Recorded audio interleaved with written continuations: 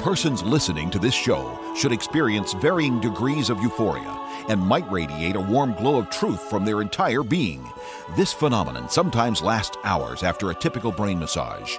If you are listening with another lights-on listener and they begin to glow, don't be concerned. This is a phenomenon normally associated with Pastor Scheidbach's patented brain massage technique and merely means the truth has set them free. The devil beware. Pastor Scheidbach is on the air. Hello, I'm Dr. Scheidbach, pastor at the Lighthouse Baptist Church in Santa Maria, California, and your brain masseur. Get ready for your brain massage. The battle for America is on. The negotiated, settled upon number of Biden illegals is 20 million. It's probably much higher than that. Okay, let's start there. We want 20 million to be deported yesterday. Okay, we'll settle for tomorrow.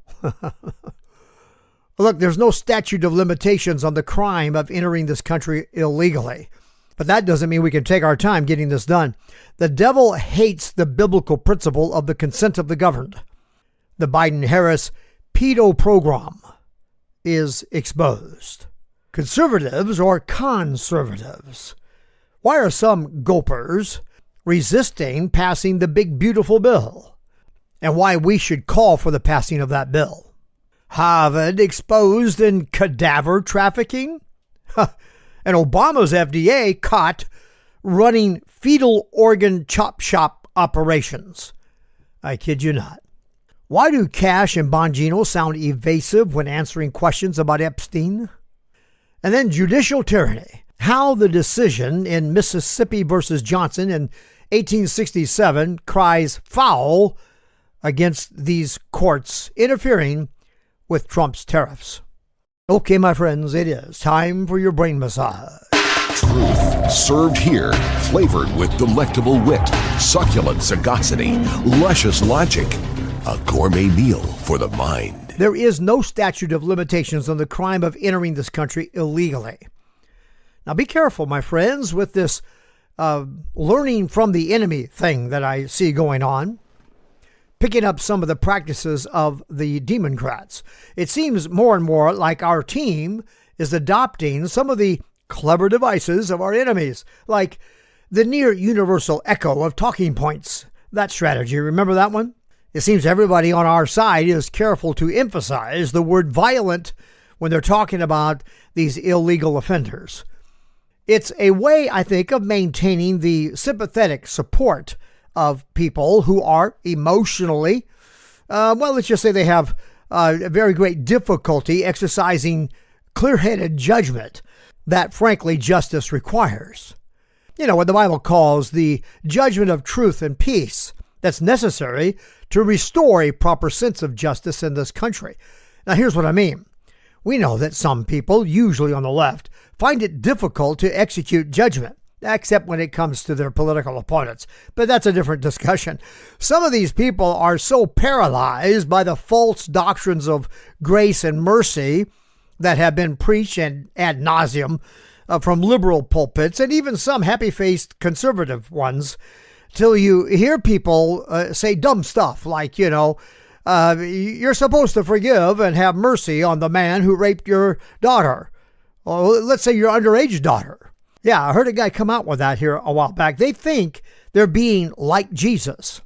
Well, these guys preach a Jesus I never found in the Bible. Jesus would say that these fellows are better off being cast into the sea with a millstone tethered to their necks.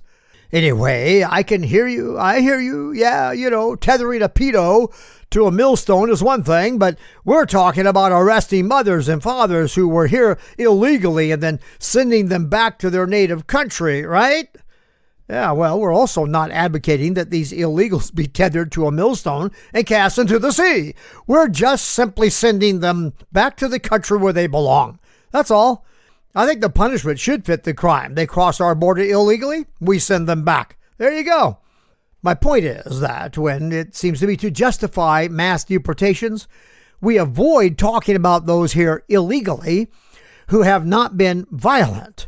And by that strategy, we are inadvertently sending the message that those who are here but haven't committed violent crimes, well, they're somehow legitimate. We need to make the case repeatedly, like we were doing at first, that anyone here illegally needs to be returned to where they legally belong, period. The mercy is that they have been told to leave voluntarily. They have been extended a space to repent. That's a biblical principle. They can leave. If they refuse that gracious and merciful offer, well, they're going to be arrested, detained, and shipped back to where they belong. It's simple. Get back to where you once belonged. Okay. Anyway, yeah, I know. I don't think Paul was thinking about illegal entry back then. Okay. But anyway, that is our message. Get back to where you came from. Look, I understand the whole violent illegals categorization for priority targeting. That makes sense. It's right. Let's go. But the fact is, everyone who is here illegally has committed a crime, and it can be argued that it's a crime of violence. Now, I'm not saying that the violent breaching of our borders is equivalent to the violent raping of our children. Oh, of course not. And by the way, that's why I advocate that those convicted of heinous crimes like rape, murder, or sexual assault, with enhanced penalties when it involves children, well, I say these fiends should be sent to El Salvador, if they'll take them, or executed by electrocution, or, okay, fine, death by injection then.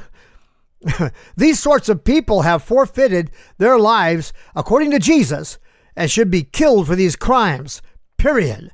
No way they get food, shelter, and health care for the rest of their lives at our expense. They get a half an hour to make their peace with God, and then kaput, très capot, if you know what I mean. So, in what way are they violent, Jerry? Well, the word comes to us from Latin and French. The word has never been restricted to acts of physical battery. For example, the Latins and the French used it to speak of acts of aggression that include violation. In Latin, it included the sense of, quote, violence as transgression, end quote. It often, quote, implied breaking boundaries, whether physical, moral, or legal, end quote. And in the case of those who illegally breached our borders, they qualify under each of these, breaking physical boundaries, moral boundaries, and legal boundaries. And you should know the word violare, Latin, is used for breaking rules, laws, or personal boundaries. Illegal crossers have taken by force what is not theirs to take. Now look, if a thief breaks into my house and takes what belongs to me and my family, whether they do it in a friendly way is not the issue. They must give up what they took and face the consequences for their theft. Now, in this case, we are very gracious.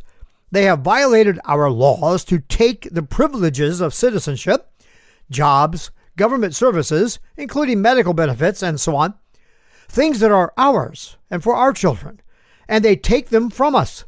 They steal from our house.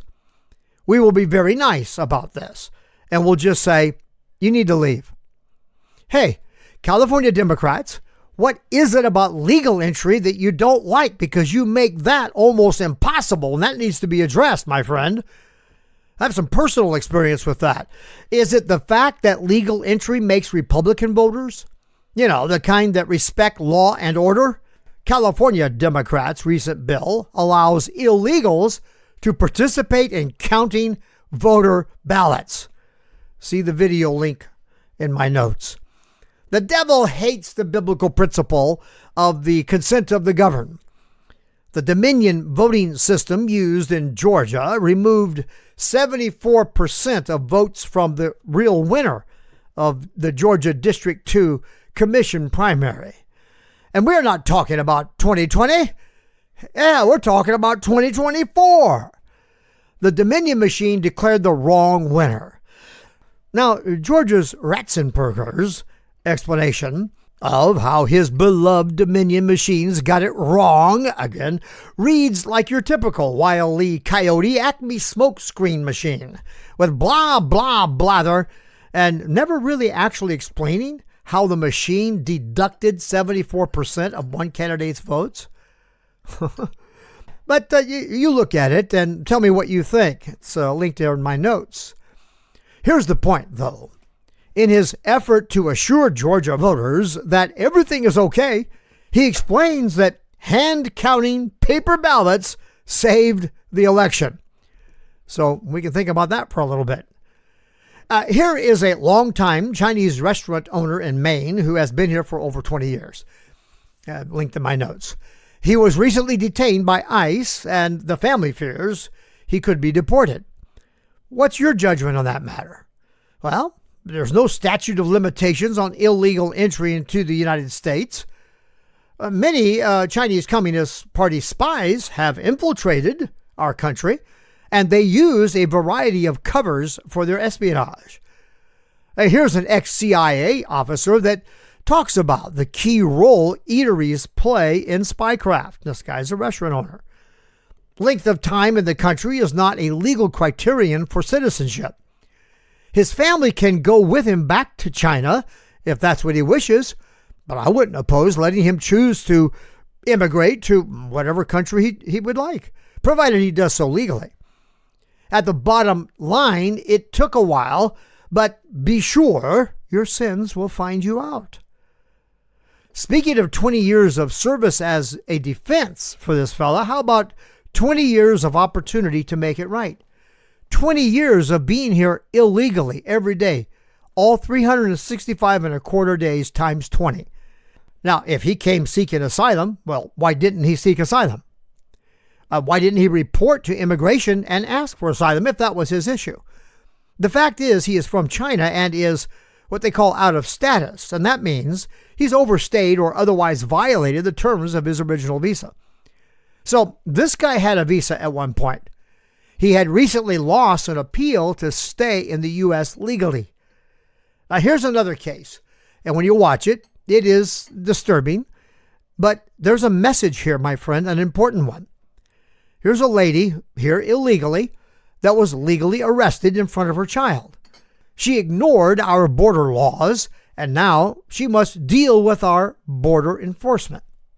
She's taken into custody by ICE officers in public, and another ICE officer stands with the child. The child is going to be taken home to her father, or other family members are taken care of. So what's the message here in this? Pack your bags. If you're here illegally, pack your bags. We are done with being ignored by you.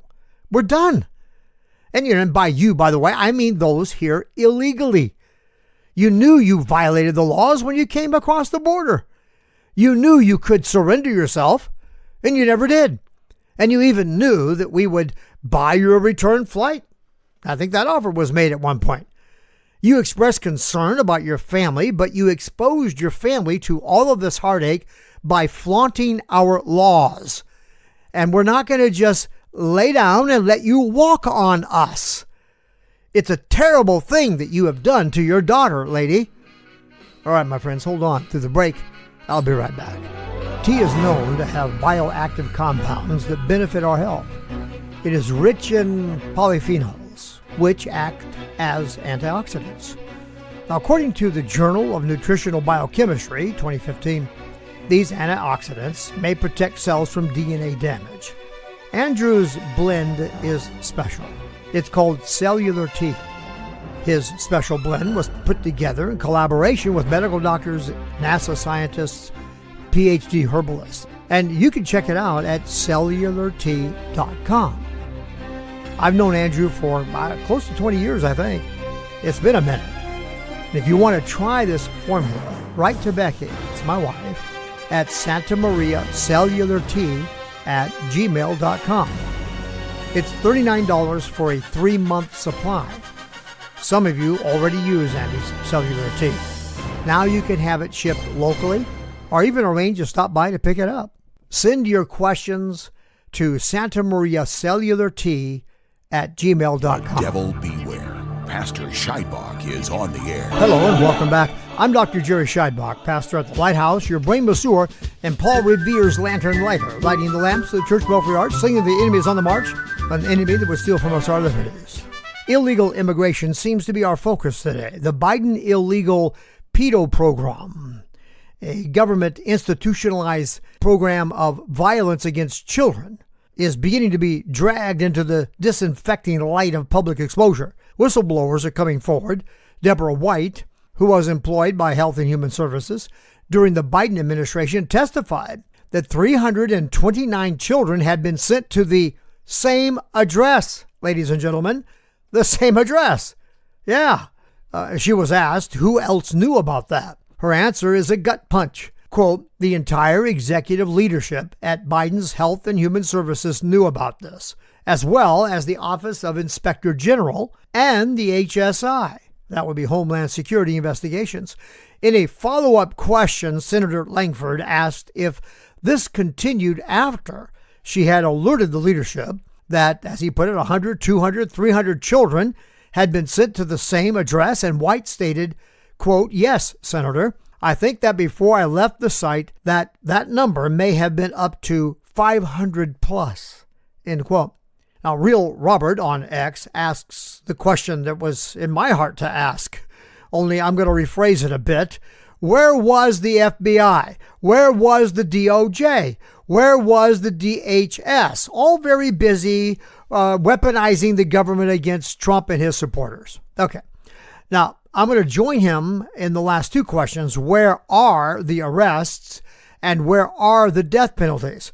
Now, our team has a lot on their plate. I get that. But I hope that this is blipping on their radar.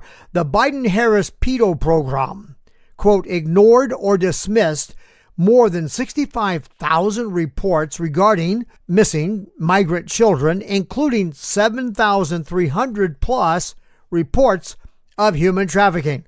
Ignored it, dismissed it. That wasn't as interesting to them as persecuting protesters and J6. The most disturbing question that we're left with from the Biden Pedoprogram during those years is this question: where are the missing children? Biden has played his hand well and virtually shielded himself from any kind of meaningful prosecution for his crimes, his dereliction of duty. But those who handled him, they don't have any immunity. And so Biden should be tried as a way of getting to the fiends, his puppet masters, that acted behind, well, the auto pen, for example. All that perpetrated these crimes using him as cover. They must be brought to justice. Okay, let's talk about that big, beautiful bill. There are conservatives and then there are conservatives. I call them gopers, as a play on the word gopher that feeds itself off the grass roots, thereby killing the lawn. These fake conservatives are killing the grass and impeding the movement by feeding themselves off of our roots. They're all con artists who should be cons. Measure them for jumpsuits. Nothing like the suicide of a high-level prisoner with lots of powerful people's secrets, with enough muscle to get him into a cell with malfunctioning cameras, absent guards, and hey, I've done some research on this, and it's actually quite a trick to kill yourself in a jail cell with all you have is a sheet and a bunk beds. But sure would be nice if we had camera footage of him offing himself and answers to the question why he was not under 24/7 surveillance, right? He was, sort of a high-value prisoner, right? Who carried in his cranium some very incriminating information against some very powerful people. And now we're going to get some cleaned up video. I'm happy about it. Just listen. Now we're going to get some cleaned up video that happened to skip the part where the guy kills himself. What is going on here? So I'm kind of interested in how he managed that. What do you say, Bongino? Love you, man, but this is frankly, it's getting uncomfortable. How did he kill himself? Is that a reasonable question? Nobody asks that. Not Maria Bartoloma or during the Fox interview you had recently on Fox and Friends. Look, is this guy even dead? Do we even have absolute proof of that? What are you trying to pull? Fake his death in return for the map of where all the bodies are buried? What's going on? Of course, if you had that, you'd think anyway. I heard you, Bongino, say there was no excuse for the FBI not releasing the client list. And I don't remember offhand if you demanded also proof that he killed himself. But hey, now you guys are in there and we're getting the same stall. We're getting the same put off. We're getting the same treatment like we're little children. And we don't have a right to know really what's going on in our government. What is going on? Meghan sent out a cryptic message back in January of 2024. She told us she couldn't tell us how she knew, but she could tell us that we would hear a lot about Jeffrey Epstein soon. And then, quote, we might even hear from him directly, end quote. Now, what was that about? That was back in January 2024. In this latest show, where she addresses the Epstein questions, she didn't restate these messages.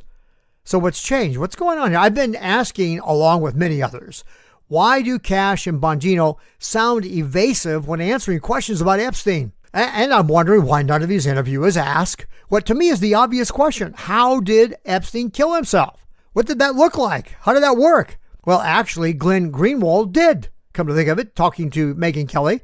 He asked, why don't they show us the proof that he committed suicide? And I've said the same thing. Show us what convinced you, Dan. Show us what convinced you, Cash. Play this thing where you say, take my word for it. We're done with that. Earlier in all this, we were told Epstein was a CIA asset. Remember that one? Have you got yourself trapped into protecting a person Bondi has said is seen on video sexually abusing children? What has been going on in our country? Megyn Kelly yesterday, May 29, 2025, interviewing Glenn Greenwald, Pulitzer Prize winning journalist. And by the way, I think he won that before a court ordered the New York Times and the Washington Post to return their Pulitzer Prize for their fake news coverage of the Russiagate hoax. Back when Pulitzer still had credibility. Anyway, way to go, Trump. Anyway, but, Megyn and Glenn are asking the right questions. I'm glad to see that. I'm waiting for the answers. Why some gulpers don't like the big, beautiful bill. I explained this on Thursday evening's Brain Massage Live podcast. You can find it on Rumble, X, Facebook, so on. I think it's on LinkedIn as well. And I want to at least touch on a couple of more things here. Harvard exposed in cadaver trafficking scandal. And Obama's FDA caught running fetal organ chop shop operations. Laura Loomer exposes the cadaver caper. Former medical school morgue manager has pleaded guilty to charges related to selling brain, skin, and other organs on the black market. Give me a break. Tom Fitton, with FOIA, forced the release of records showing Obama's FDA was running a fetal organ chop shop. They got it all documented here. Fitton testified their customers demanded that the organs would be fresh, never frozen. The Obama era is over, and now all the horror of their evil must be unpacked and justice must be served. And the only way that's going to happen is if judgment is meted out against these criminals. Like Fauci, for example. Liz Churchill is calling for the arrest of Dr. Fauci. Now listen to RFK's testimony revealing what Fauci was doing with some of Biden's lost children. The most evil man in history, Anthony Fauci, was placing some children in foster homes under his direction, and the owners became sickened when they figured out what was going on. They were torturing these children with medical experiments. Yeah, same guy playing with genetically modified viruses, creating COVID-19, and that was used to create a pandemic partly to sell his deadly experimental cure for HIV called remdesivir, which was fatal. This guy, the same guy, Dr. Death here, was using children in foster care for medical experiments. RFK has videos of these children that he says, I promise you, quote, I promise you, you cannot look at these videos without weeping. You have one video in which a 12-year-old is trying to explain to an 8-year-old not to fight it. The 12-year-old showed the kid his feeding tube and said, here's what they do if you fight them, just take the drugs. Anyway, I need to conclude with an update on the rise of judicial tyranny in America. White House slams unelected judges after court blocks Trump tariffs. That's a headline. Link here. Happily, Bondi got right on this, appealed, and, quote, Trump wins temporary reprieve as he fights against court block on tariffs, end quote. Now, these idiot judges are meddling in political matters that are connected with our entire foreign relations platform. It's going to impact our relations with all these other countries. These people need to be arrested. I feel like I'm calling for everybody to get arrested here lately. It's somewhat of an well, they need to be held to account. Would you care to be a bit educated about all this? The SCOTUS decision in Mississippi versus Johnson back in 1867 cries foul against this evil abuse of power on the part of our lower courts. And I want to know, why doesn't Roberts SCOTUS step in and fix this mess? The 1867 SCOTUS ruling was clear. Quote, "We are fully satisfied that this court has no jurisdiction of a bill to enjoin the president in the performance of his official duties," end quote. The court refused to allow the bill to be filed, which underscores the court's contempt and utter rejection of the Democrat Party's effort back then to use the court to encroach upon the executive branch. Yeah. Those Democrat KKK-loving slavers did not like Lincoln's Reconstruction Acts, and they tried to argue that they were unconstitutional. The court held that the actions of President Andrew Johnson were in conformity with the laws that were duly passed by Congress, and that he therefore was acting within his discretionary executive powers, quote, "not subject to judicial restraint," end quote. Chief Justice Marshall would likely have called this action, this behavior of the district courts today, quote, "an absurd and excessive extravagance," end quote. The offending courts are undermining the Constitution by their absurd and excessive extravagance.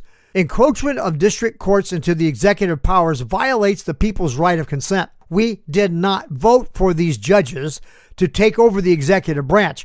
We gave that job to President Trump. Senator Grassley, Judiciary Committee Chairman, has introduced a bill to, quote, "rein in the lower courts," end quote. Courts are limited to adjudicating specific cases. They don't create law. And Grassley justly pointed out that some district courts, quote, "have repeatedly chosen not only to decide the cases before them, but also to issue orders derailing executive policy nationwide." I would go on to say worldwide. Historically speaking, this is a relatively new development in the courts, and it's past time it gets stopped. Gotta go. I'll see you Saturday at around 7 p.m. for Brain Massage Live. I've lit the lamps in Church Belfry Arch. You let me know you see they're on. You can email me by going to our website, brainmassage.net. Again, brainmassage.net. Find the contact button and complete the form and click send. You can leave a message for me on our listener response hotline, and I wish you would. It's 1-805-314-2114. And if you want to try Becky's Tea, you can let me know on that message hotline as well, and I'll have her contact you. The number is 1-805-314-2114. God bless you. God bless America. And I'll see you in church. Go to GodsWar2020.com.